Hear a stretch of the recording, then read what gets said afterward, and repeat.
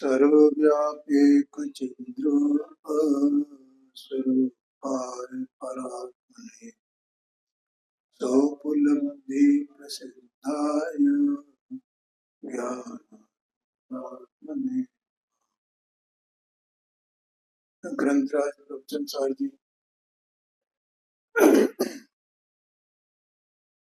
ये तत्व प्रज्ञापन महाधिकार और इसके अंतर्गत ये ज्ञान विभाग अधिकार, इस ये तत्व प्रज्ञापन अधिकार का ये अंतिम अधिकार है। क्या नाम है इसका? ये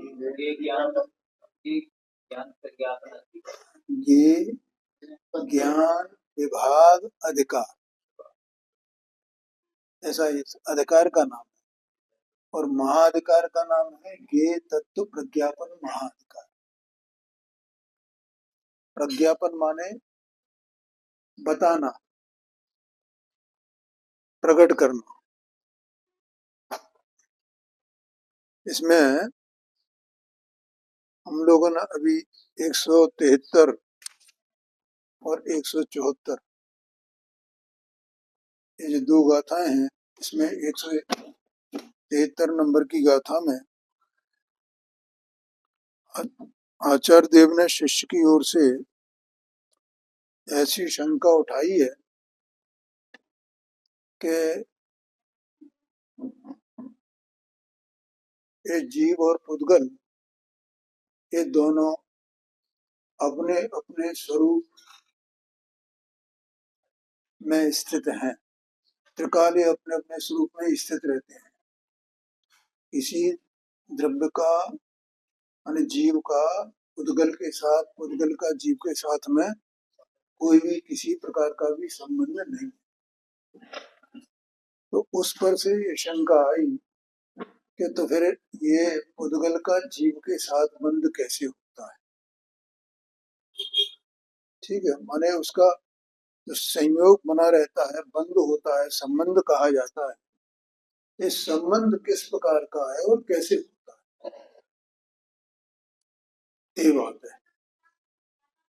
तो यहाँ 174 नंबर की गाथा में उसका उत्तर दिया आचार्य देव ने कि जिस प्रकार से ये चैतन्य स्वाभाविक जीव ज्ञेयों को जानता है, ठीक है, उसी प्रकार से एक कर्म से बनता है, ऐसा कहा। जैसे देखो इसमें आया अन्वयार्थ, इसका जो दिया है ना 174 गाथा का, जैसे रूपाद रहित जीव, रूपाद रहित जीव रूपादि को माने जो रूपवान द्रव्य है वो है पुद्गल, तो उस द्रव्य को और उनके गुणों को देखता है और जानता है, उसी प्रकार उसके साथ बंध जानो, ऐसा कहा। तो अपन ने इसका टीका और इसका भावार्थ भी अपन ने पढ़ा है, और उसमें ये बताया गया है कि जैसे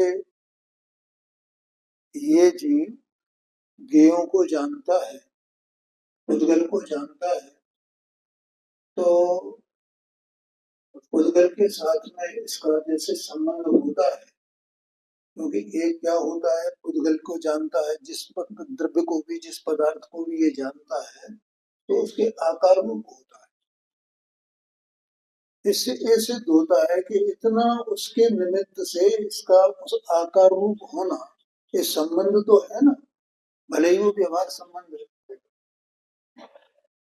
इसी प्रकार से जो कर्म है, द्रव्य कर्म, उस द्रव्य कर्म का और जीव का जो उपयोग है, ठीक है, तो वो उपयोग राग रूप, द्वेष रूप होता है ना, मोह रूप होता है ना। कब होता है कि वो उन कर्म पुद्गल द्रव्य के निमित्त से, वे पुद्गल है ना, कर्म जो है वे क्या है, द्रव्य कर्म पुद्गल की पर्याय है। तो उनके निमित्त से ये इस रूप से, तो इस प्रकार से इसका और पुद्गल कर्म का व्यवहार संबंध सिद्ध होता है ना।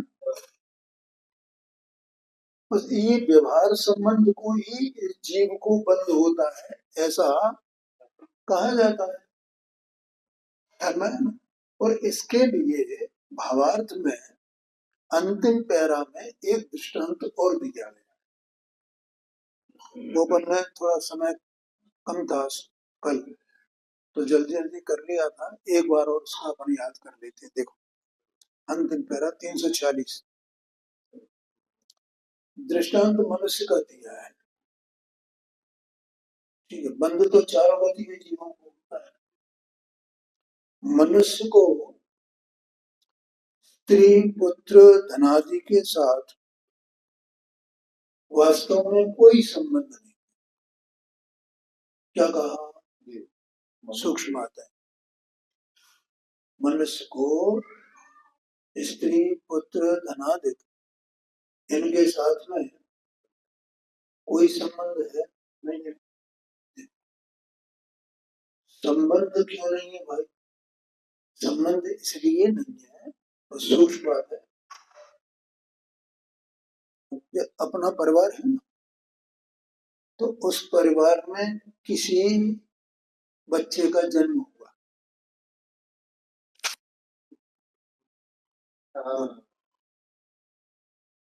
तो उससे क्या क्या मतलब हमारा संबंध है उस बच्चे से, उस जीव से संबंध, इस जीव का उस जीव से क्या संबंध है। किसी पूर्व पर्याय को छोड़ करके वो आ गया है, अब वो कहाँ रहा होगा, और जब पूर्व पर्याय में था तो उसका हमारा कोई संबंध था क्या।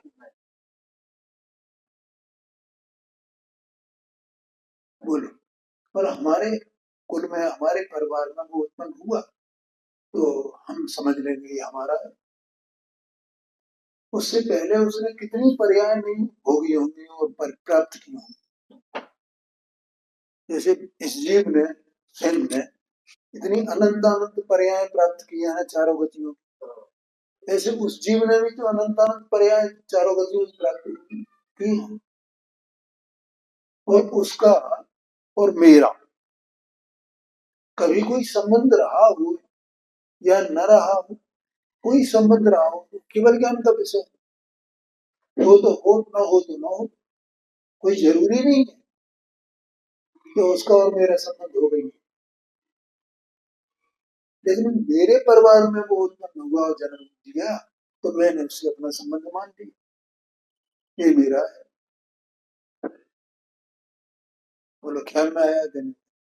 इसका मतलब वास्तव में कोई संबंध नहीं।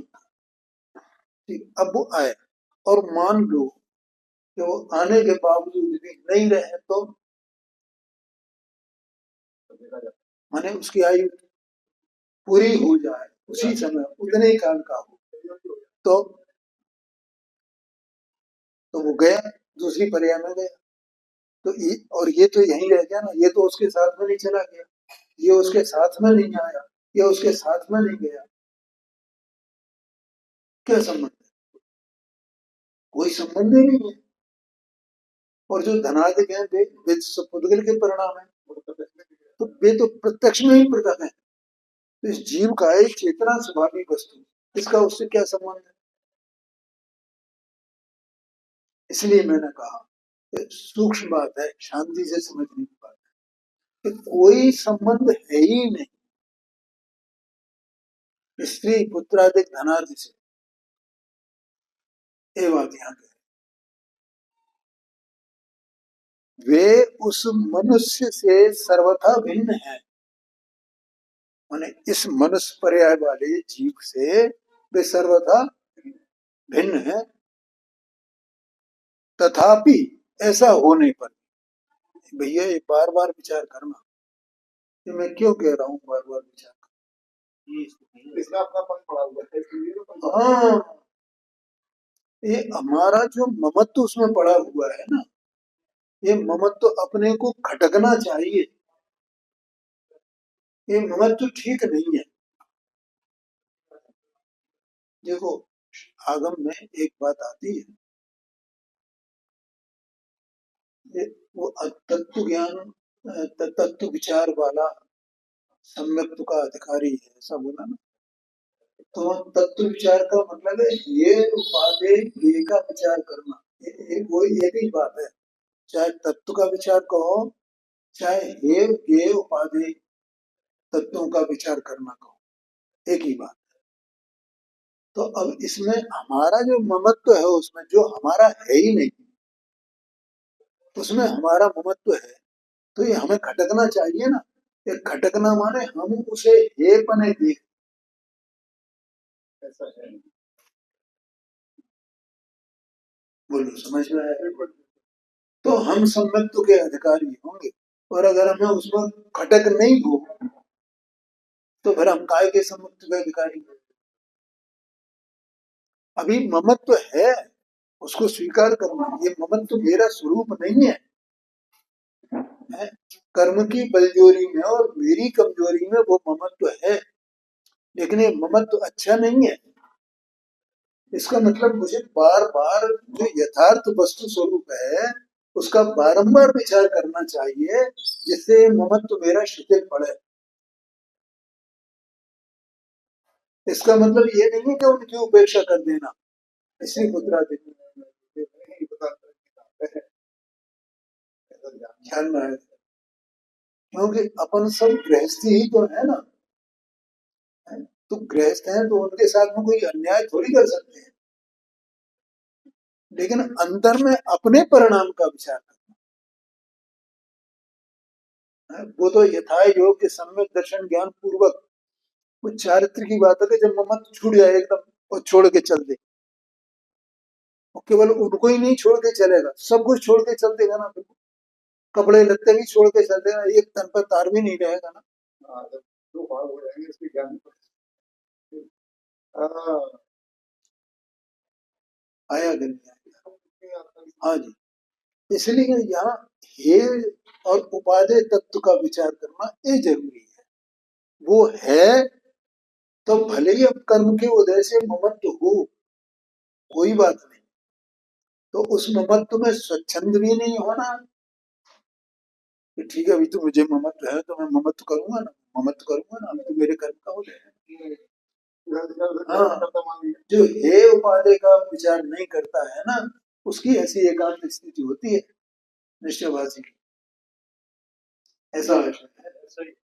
हाँ जी, तो यहाँ क्या कहते हैं कि मनुष्य से सर्वथा भिन्न है, तथापि स्त्री पुत्र धनादि के प्रति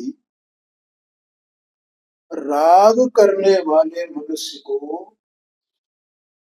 राग का बंधन होने से, ये जो वस्तु है, ये वस्तु तो चेतना स्वभावी है ना, राग स्वभावी तो नहीं है, द्वेष स्वभावी तो नहीं है, मोह स्वभावी तो नहीं है, क्या ये तो बाहर से आया हुआ भाव है, ये अपना भाव आत्मा में से उत्सर्जित नहीं होता है। आत्मा तो ज्ञान दर्शन स्वरूप ही है। क्या कहा? इसका मतलब क्या हुआ कि जो भाव जो स्वभाव आत्मा का नहीं है, वो आत्मा की अवस्था में होता है, तो वो एक बंधन ही तो हुआ, बन गया ना उससे। ये जीव राग द्वेष मोह से बंधा हुआ है, और उस राग द्वेष मोह से ये जो बंधा है, ये पवित्र वस्तु ज्ञानानंद में वस्तु शुद्ध वस्तु त्रिकाल परम पारणाम भाव, ऐसी शुद्ध वस्तु राग द्वेष मोह रूप विकारों से बंधा हुआ है, क्योंकि ये इसके स्वभाव नहीं है। जैसे कोई ये कह सकता है ये ज्ञान से बंधा हुआ है, दर्शन से बंधा हुआ है, सुख से बंधा हुआ है, नींद से बंधा हुआ है, ऐसा कहा जा सकता है? क्यों? वो तो उसका स्वभाव ही है, इसलिए उसको नहीं कहा जा सकता कि इनसे बंधा है। एक वस्तु में एक बंधन नहीं हो सकता ना। हाँ जी, हाँ जी, वो बंधन ही वो स्वाभाविक स्वरूप है उसका। आया कि नहीं। और ये जो राग द्वेष वो है जीव का स्वाभाविक स्वरूप नहीं है, यद्यपि इसकी पर्याय में अवस्था में ये उत्पन्न होते हैं, क्रोध मान माया लोभ के परिणाम, अज्ञान असंयम के परिणाम। ठीक है, इसलिए ये जीव, ये चेतना वस्तु काय से बंधी है? इन भावों से, इन विकारों से बंधी है। बोलो ख्याल में आया? ये वास्तव में कर्म पुद्गल, जो पुद्गल कर्म है उससे नहीं बंधी है, ये उससे बंधी है। एक तो अपना की कवर नहीं होने पर और उसका निमित्त स्वयं उससे बंधी। हाँ जी। अभी ये जो इसके राग द्वेष मोह के भाव हैं, अभी यही हो गया ना कि वो स्त्री पुत्र आदि में सब में एक है क्या, शत्रु में मित्र में सब में ये अपनापन करता है, राग करता है, शत्रु में भी अपनापन करता है, मित्र में भी अपनापन करता है, घर के लोगों में भी अपनापन करता है, पड़ोसियों में भी अपनापन करता है, देश में भी अपनापन करता है, राष्ट्र में भी अपनापन करता है। किसमें अपनापन नहीं करता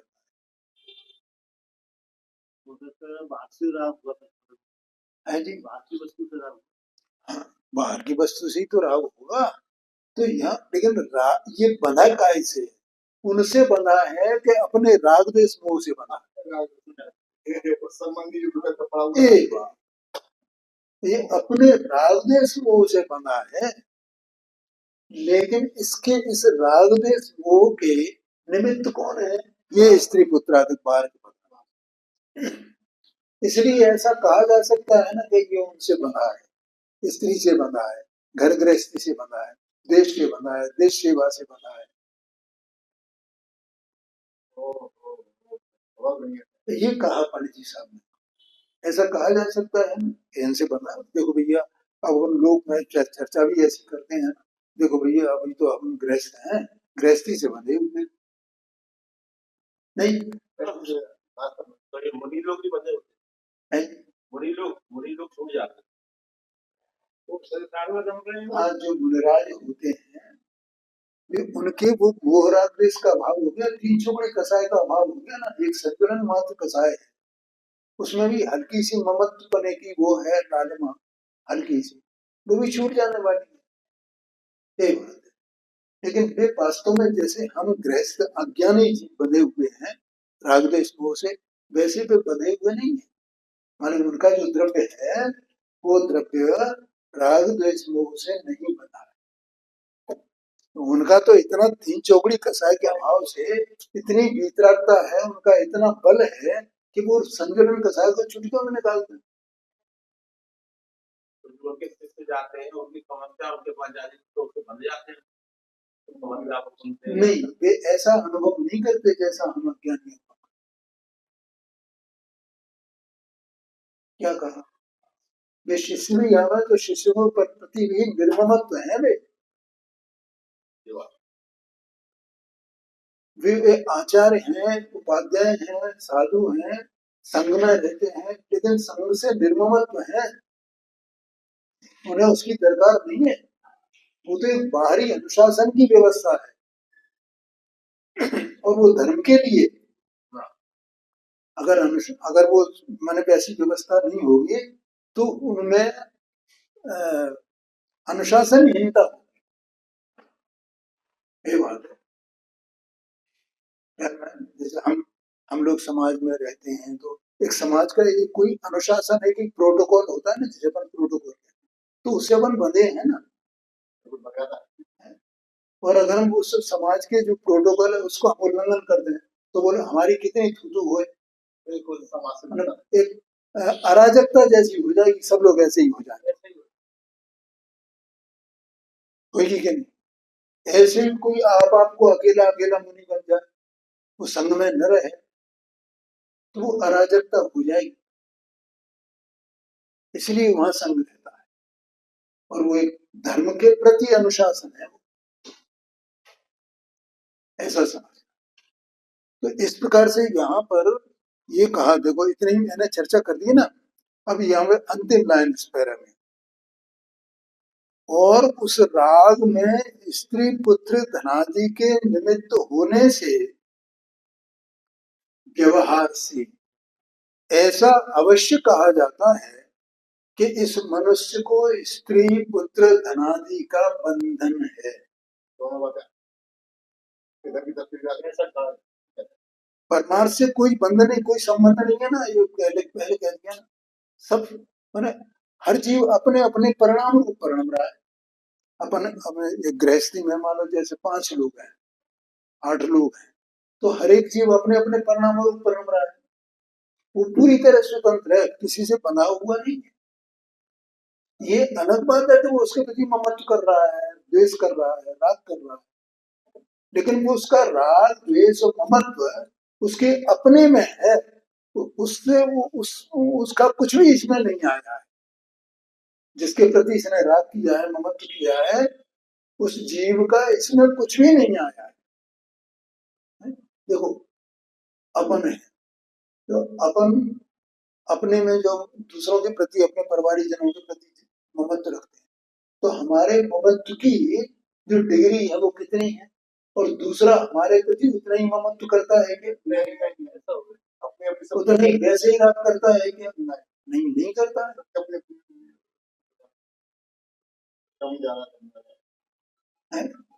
माँ को बच्चे बालक उत्पन्न होता है, तो वो बालक कितना राग करता है माँ से, और वो माँ कितना राग करती है उससे, अलग अलग कितना अंतर है। उसे पता ही नहीं है कि मेरा कौन क्या है, बुद्धिपूर्वक उसे कुछ भी ख्याल में नहीं है, और माँ कितना राग करती है उससे। तो ऐसा ही देखा जाता है ना, मतलब अगर हमारा और उसका कुछ संबंध हो तो उसका राग हमारा और हमारा उसका राग एक जैसा होना चाहिए ना, बराबरी का होए ना, वो नहीं होता है। इसका मतलब सब जीव अपने अपने में अपने स्वरूप अस्तित्व से अपने स्वरूप में निश्चित हैं, और अपने अपने राग द्वेष उनके हैं, वो अपनी अपनी श्रेणी के हैं, अपनी अपनी डिग्री के हैं, उनमें कोई किसी प्रकार का सर्वथा संबंध नहीं। ऐसा संबंध नहीं होते हुए भी व्यवहार से ये कहा जाता है कि इस मनुष्य को स्त्री पुत्र धनादि का संबंध है। ठीक है, इसी प्रकार बस। अब यहाँ तो ये तो हुआ दृष्टांत, ये बताना था। इसी प्रकार यद्यपि आत्मा का कर्म पुद्गलों के साथ वास्तव में कोई संबंध नहीं है, आत्मा का, संसारी आत्मा का, उसकी तो कर्म पुद्गल का संयोग होगा ना, वास्तव में ही कोई संबंध नहीं है, वास्तव में ही कोई संबंध नहीं। वे आत्मा से सर्वथा भिन्न है, तथापि राग द्वेषादि भाव करने वाले आत्मा को राग द्वेषादि भावों का बंधन होने से, हाँ जी, आत्मा को काय का बंधन है, अभी अभी थोड़ी देर पहले अपन ने चर्चा की थी ना, जैसे अपना राग द्वेष मोह का बंधन है, बंधन होने से, और उन भावों में कर्म पुद्गल निमित्त होने से। उन भावों का निमित्त कौन है, कर्म पुद्गल उसके निमित्त है। व्यवहार से ऐसा अवश्य कहा जा सकता है कि इस आत्मा को कर्म पुद्गलों का बंधन है, ऐसा उस पर आरोप आता है, क्योंकि वे जिनको नहीं है, कर्म पुद्गल जिनको नहीं है, उनके राग द्वेष मोह भी नहीं है। जिनको राग द्वेष मोह है उनके भी कर्म पुद्गल, इसलिए उस पर आरोप आता है, उपचार आता है, ये इसका बंधन है। परमार्थ से कोई बंधन नहीं, ऐसा यहाँ का ख्याल में आ गया। इसलिए मुझे इसको दोबारा ये बताना था। हाँ जी,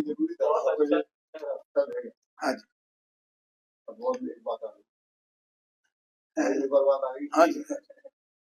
अब यहाँ देखो, ये जो अंदर में राग द्वेष मोह है ना, वो उसको भावबंध कहा है यहाँ पर, माने भाव का बंध,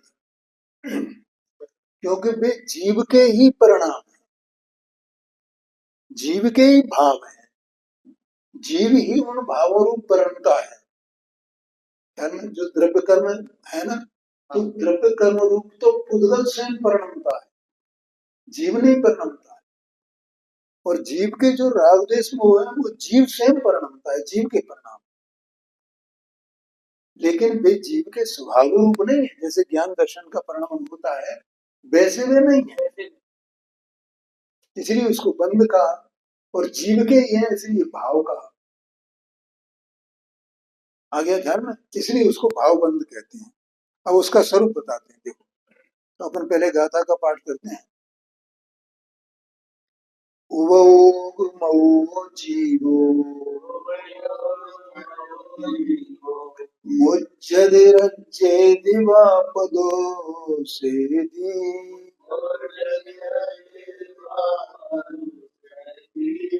पप्पा विविधे विषये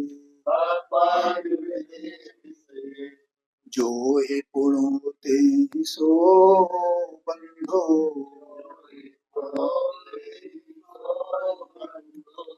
वेद वेद विषयो कामिने उपयोगात्मक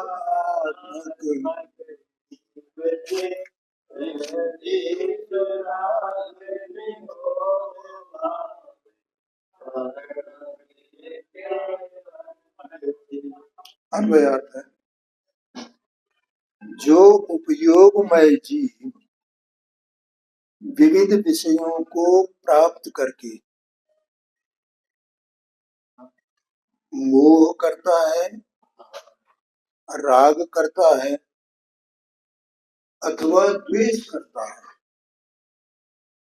क्या कहते हैं, देखो, ये जो अंदर देह प्रमाण देह से भिन्न सत्स्वरूप ऐसी जो चैतन्य वस्तु है, ये जो चैतन्य वस्तु है ना, तो ये चैतन्य वस्तु जो जिस परिणाम रूप परिणाम थी, वास्तव में तो ज्ञान दर्शन स्वभाव है, तो इसका परिणाम वास्तव में कौन सा है, ज्ञान दर्शन। ज्ञान दर्शन का परिणाम माने ज्ञान दर्शन का के द्वारा जानना, जानने के कारण। देखो ये बात अपन कई बार बोलते हैं कि जगत में कोई पदार्थ ऐसा नहीं है, एक सड़ा तिनका भी हो कि पुनः वो परिणमता नहीं हो, अर्थात वो कार्य नहीं करता हो, वो निठल्ला हो, ऐसा नहीं, क्योंकि उसमें सदाकाल परिणमन है। माने कार्य हो रहा है, कार्य हो रहा है, कार्य हो रहा है, और उस कार्य का वो स्वयं ही करता है। ध्यान में, कोई दूसरा उसका करता है। ऐसे ही ये जीव ज्ञान दर्शन स्वभावी है, तो अपने स्वभाव के अनुसार ये जानने देखने का कार्य करता है। उस कार्य को करना इसका माने इसी में इसकी कर्तव्यता है, और कुछ नहीं। तो इसी कर्तव्यता को, इसी क्रिया को, इस कार्य को क्या कहते हैं, उपयोग कहते हैं। उसका नाम दिया आचार्य ने, ज्ञान उपयोग। ठीक है। अब वो जो कार्य है, चूंकि वो वस्तु स्वयं ही उस कार्य रूप परिणमी है, तो वो कार्य और वो वस्तु एक ही तो है, कोई अलग अलग तो है नहीं। जब भेद करें तब ये कहा जाता है ये वस्तु ये कार्य करती है, तो ये भेद हो गया, क्योंकि वस्तु कर्ता हो गई और वो कार्य हो गई। अभेद से देखें तो कर्ता और कार्य एक ही है। तो इस तरह से आत्मा का उपयोग माने, उपयोग माने कार्य, ज्ञान दर्शन का कार्य, जानने देखने। और ये सभी जीवों के एक इंद्री से लेकर के और सिद्ध भगवान तक, संसारी असंसारी जितनी जीव राशि है, सबके ये उपयोग है, अर्थात जानने देखने का कार्य। ठीक है। अब ये जो जानने देखने का कार्य है और वो जीव से अभेद है, तो अब जो कहीं भी विकार उत्पन्न होगा तो काय में होगा, मैंने आत्मा में विकार होता है, विकार उत्पन्न होता है, इसका मतलब उपयोग में विकार उत्पन्न होता है, क्योंकि कार्य करने वाला तो वो है ना। तो जहां कार्य हो रहा है उस कार्य में विकार उत्पन्न होगा। तो यहाँ ये कहा जो उपयोगमय जीव, माने उपयोग वाला जीव, माने जानने देखने का कार्य करने वाला जीव, विविध विषयों को प्राप्त करके, माने क्या कि एक जानता देखता है, तो जानेगा देखेगा तो कोई न कोई विषय तो रहेगा जानने देखने का, यद्यपि इसका विषय से कोई संबंध नहीं है, क्योंकि वे विषय अपने में परिणमी है, विषय से संबंध है नहीं। और ये जाना देखेगा तो जानने देखने में कोई न कोई विषय बनेगा। जैसे दर्पण है, तो दर्पण है तो किसी न किसी के आकार रूप रहेगा ना। आप उसके सामने पहुंच जाओगे तो आपके आकार रूप होएगा, आप हट जाओगे वहां से तो किसी दूसरे को प्रतिबिंबित करेगा, उसका तो वो कार्य ही है ना। ऐसे ज्ञान किसी न किसी को जानेगा ना, किसी न किसी को जानेगा। तो यहाँ ये संसारी जीव की बात चल रही है, ये जिस विषय को जानता है, प्राप्त करता है। प्राप्त करना माने जानना, करना है। जैसे दर्पण है ना, तो दर्पण के सामने आप पहुंच गए तो दर्पण ने आपको प्राप्त कर लिया, आप हट गए तो किसी दूसरे को प्राप्त कर लिया, वो भी हट जाए तो किसी तीसरे को प्राप्त कर लिया।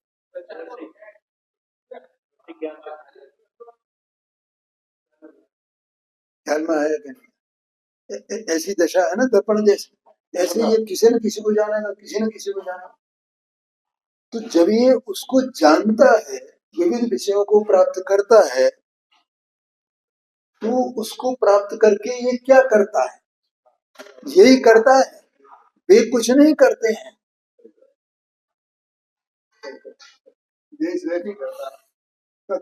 ये उपयोग लक्षण, उपयोग वाला आत्मा ये स्वयं अपनी तरफ से करता है, वे कुछ नहीं करते हैं।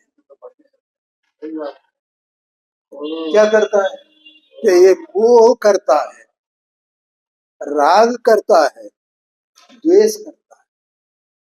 मोह करता है, राग करता है, द्वेष करता है। इसका मतलब क्या हुआ कि मोह रूप परिणत होता है, ममत्व रूप परिणत होता है, मेरा मेरा मेरा मेरा। राग करता है, वे मानो उसमें उस राग करना मानो वे सुहाने लगने, अच्छे लगता है, अच्छा लगता है। और द्वेष माने बुरे लगना, बुरे लगना। तो राग लगेगा तो इसको रखो, इसको रखो, और द्वेष करेगा तो इसको हटाओ, इसको हटाओ, इष्ट अनिष्ट बनेगी। ऐसा इसका परिणाम होता है।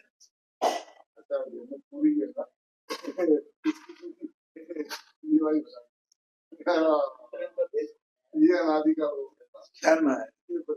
अरे ये देह साथ में है और देह देह में पड़ी हुई है, इसमें देह का भी कोई आश्रय नहीं है, कर्म का भी कोई आश्रय नहीं है। उनसे निरपेक्ष रह करके ये उन पदार्थों को, उन विषयों में राग करता है, द्वेष करता है, वो करता है। उपयोग विषय तो बना रहा है जी, उपयोग विषय, तो उपयोग को तो वो करेगा ही ना। दर्पण कहोगे, दर्पण विषय बना रहा है, विषय क्या बना रहा है? जिसको प्राप्त करता है, जिसको प्राप्त करता है। क्योंकि ये तो जानेगा ना किसी न किसी को, तो बिल्कुल बिल्कुल। अब ये अपन ने चर्चा की ना, तो जानेगा ना किसी न किसी को, बिना जाने रह सकता है? अब इसका जानने का परिणाम ना, तो किसी न किसी को कुछ न कुछ तो जानेगा। भगवान नहीं जान रहे हैं, वे तो लोकालोक को जान रहे हैं। बताओ, तो उनका ज्ञान कैसा है? केवल ज्ञान है ना उनका, तो केवल ज्ञान मानेगा कि लोकालोक को जानने की शक्ति आत्मा में है, और जब वो शक्ति प्रकट होती है तो लोकालोक एक साथ जानने में आता है। तो वे भी तो जान रहे हैं, तो ये भी जानेगा ना। विषयों को जानना माने विषयों को प्राप्त करना, इसलिए मैंने दर्पण का दृष्टांत दिया था। बोलो समझ में आया? लेकिन ये क्या करता है संसारी जी? वो करता है, राग करता है, द्वेष करता है, और इसमें किसी का भी कोई सहयोग नहीं है, एक परमाणु का भी। ये अपने से ही ऐसा है। वह जीव उनके द्वारा, किनके द्वारा? वो राग द्वेष के द्वारा बंध रूप है। ये जीव ही स्वयं बंध रूप है। बोलो ख्याल में है? क्यों? क्योंकि ये जो इसका स्वभाव नहीं है, ऐसे भावों से ये बंध गया है, बंधा हुआ है, बंधन में पड़ा हुआ है। इसका मतलब ये स्वतंत्र नहीं है। स्वतंत्र नहीं है माने कि अपनी शक्तियों का उपयोग करने में स्वतंत्र नहीं है। अपनी कोई पहचान बना मतलब। हाँ जी, हाँ, वो सब उसमें लगा लो आप। अपने वीर को, अपने सुख को, इन सब का उपयोग नहीं कर पा रहा है ना, कर पा रहा है कि नहीं कर पा रहा, तो बन गया ना, शक्ति तो बड़ी है। हाँ जी, उपयोग नहीं कर पा रहा, लेकिन वो अपना उपयोग ही नहीं कर पा रहा है। इसलिए कहा बंध रूप है, मोह राग द्वेष, ये बंध रूप भाव है, इसका नाम भाव है, ऐसा कहते हैं। बोलो कैसी बात कही आचार्य, गंभीरता चीज को समझने हमेशा लागू 507 तरह लिखा होगा या 1000 तरह लिखा होगा, हमेशा लागू चली जा रही है। तो सदाकाल जीव की दशा ही ऐसी हो, तो ज्ञानियों ने, आचार्यों ने जो देख देख करके अनुभव करके ये बातें लिखी। हाँ हाँ जी, हाँ जी, ऐसा ही है, सब पे ही लागू है, सब इसलिए संसार ही है जो भाव बंद है, इसका नाम भाव बंद है। इसके जानने देखने का निषेध नहीं है, लेकिन ये जानता देखता है, जिस विषय को जानता देखता है उसी विषय में ये राग करता है, मोह करता है, द्वेष करता है, उसके बिना रहता ही नहीं, इसका नाम भाव। हम देखो कौन सी गाथा चल रही है, 175। अब इसकी टीका है,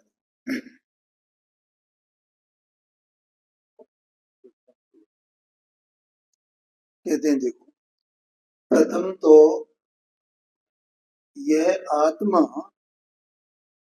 सर्व ही उपयोग में है, ये मैं पहले से कहता हूं, आज ये प्रमाण मिल गया। अच्छा,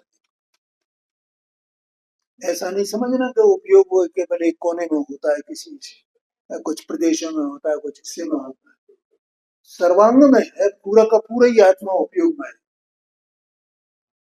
ऐसा कहते हैं, सर्व ही उपयोग में है, क्योंकि वह सविकल्प और निर्विकल्प प्रतिभास रूप है, पूरा आत्मा सविकल्प और प्रतिभास रूप है, निर्विकल्प प्रतिभास रूप है। सविकल्प का मतलब क्या होता है?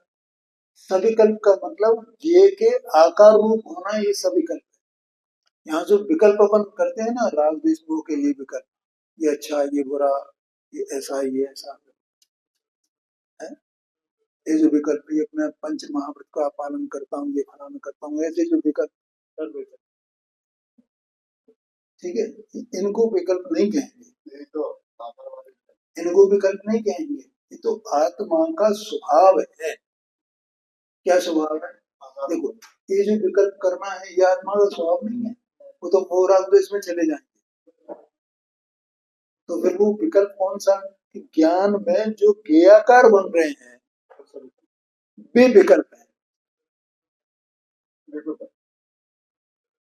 नहीं आएगा, देखो एक एक शब्द के कई कई अर्थ होते हैं, हिंदी में ही नहीं, दूसरी भाषाओं में।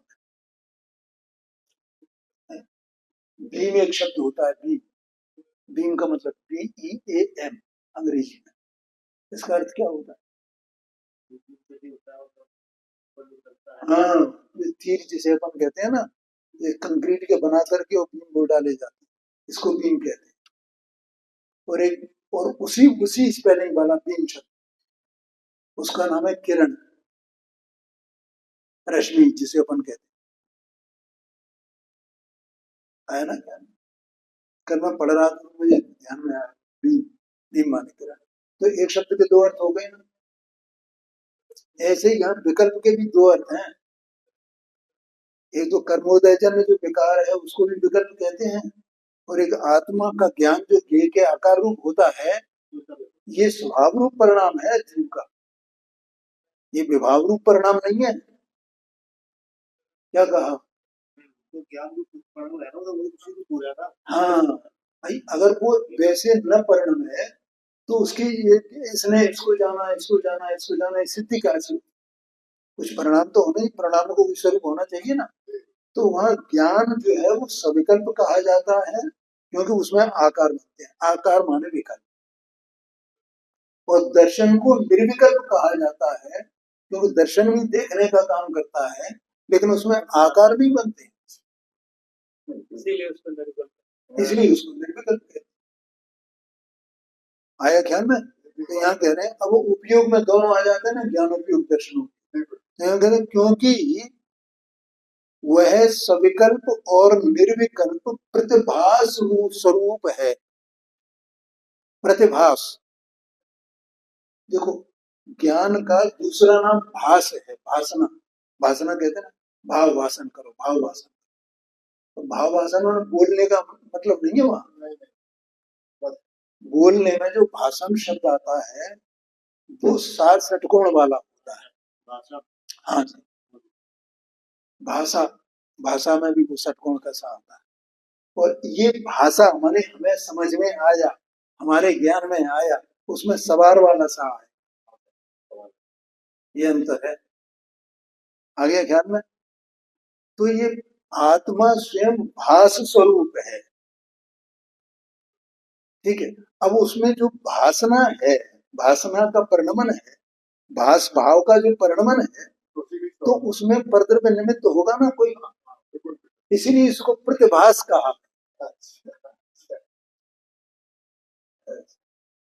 तो इसलिए सदाकाल प्रतिभास रूप है, क्योंकि किसी ने किसी को जानेगा ना, अभी बताया थोड़ी देर पहले, इसलिए वो प्रतिभास स्वरूप है, प्रतिभास स्वरूप है, प्रतिभास स्वरूप।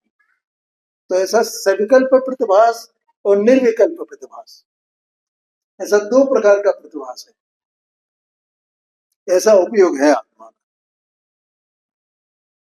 अब यहां कहते हैं उसमें जो आत्मा विविधाकार प्रतिभासित होने वाले पदार्थों को प्राप्त करके, अब यहाँ क्या है कि जो भिन्न भिन्न प्रकार के पदार्थ हैं तो उनके विविध आकार हैं। जैसे पुद्गल के स्पर्श का आकार, रस का आकार, गंध का आकार, वर्ण का आकार, ये आकार कहे गए उनके परिणमन। हाँ, यहाँ आकार माने वो चौकोर और गोल ऐसा आकार नहीं समझना। हाँ, उसका जो परिणाम है पुद्गल का, वे आकार है, ठीक है। तो उन आकारों को, उन विविधाकारों को, उसमें जो आत्मा विविधाकार प्रतिभासित होने वाले, आत्मा में जो विविधा आकार प्रतिभासित होते हैं, अर्थात आत्मा उस प्रतिभास रूप परिणमन करता है, तो उसमें वे पदार्थ निमित्त होते हैं ना, तो ये कहा गया उनको प्राप्त करके। जैसे मैंने अभी प्रारंभ में दर्पण का उदाहरण दिया था, प्राप्त करके अभी जीव क्या करता है, मोह करता है, राग करता है, द्वेष करता है। बोलो समझ में है? ये दर्पण है ना, अब दर्पण तो अचेतन है, तो उसमें मोह राग द्वेष करने की योग्यता नहीं है, इसलिए न वो मोह करता है, न राग करता है, न द्वेष करता है। लेकिन इस जीव में ऐसी योग्यता है कि उन पदार्थों को प्राप्त करके, और वो कर्म के उदय जन्य है, ऐसी इसकी योग्यता, इसका स्वभाव नहीं है। लेकिन ये इसका ऐसे ही स्वभाव है कि ये उनको प्राप्त करके अज्ञान दशा में और उनमें मोह करे, राग करे, द्वेष करे, ठीक है। मोह राग अथवा द्वेष करता है वह आत्मा काला, पीला और लाल आश्रय जिनका निमित्त है, ऐसे कालेपन, पीलेपन, लालपन के द्वारा उपरोक्त स्वभाव वाले स्फटिक मणि की भांति। बस ये तो अपने ज्ञान में प्रसिद्ध है। लाल दाग लगी है, पीली दाग लगी है, काली दाग लगी है, तो वैसे वैसे वो परिणाम प्रतिभास होता है,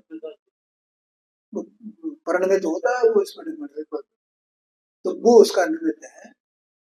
लेकिन वो स्फटिक मणि परिणमित हो रहा है तो वो अपनी योग्यता से हो रहा है, उनके करने से नहीं हो रहा।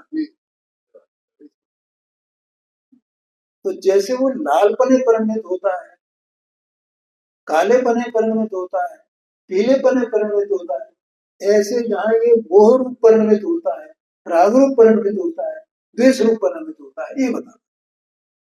ये उपरक्त होता है, जैसे वो स्फटिक मणि उपरक्त होता है, ऐसे ही उपरक्त होता है मोह से, राग से, द्वेष से, जो इसका स्वरूप नहीं है।